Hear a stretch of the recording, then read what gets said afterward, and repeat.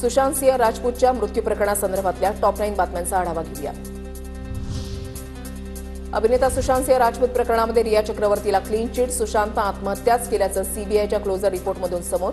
कुठलाही पुरावा न सापडल्यानं सीबीआयकडून तपास बंद।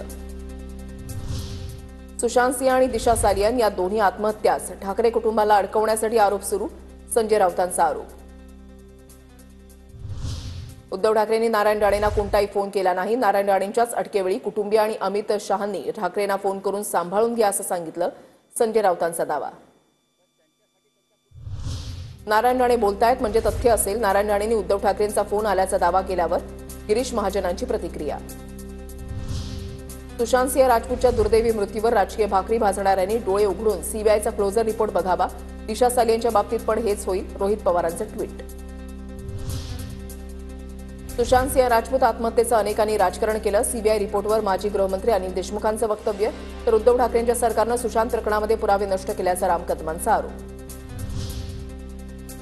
दिशा सालियन मृत्यू प्रकरणासंदर्भात मालवणी पोलीस उद्या दिशाच्या वडिलांचा जबाब नोंदवू शकतात। सतीश सालियन यांच्या वकिलांनी काल मालवणी पोलिसांकडे मागितले होते पुरावे। सालियन प्रकरणाची चौकशी व्हावी यासाठी वरिष्ठ पोलीस अधिकाऱ्यांची बैठक। आरोपीला वाचू शकत नाही एवढे पुरावे आमच्याकडे आहेत। दिशा सालियनच्या वडिलांचे वकील निलेश ओझा यांचा दावा। किशोरी पेडणेकर सालियन कुटुंबियांना भेटायला का गेल्या होत्या? वकील निलेश ओझा यांचा सवाल।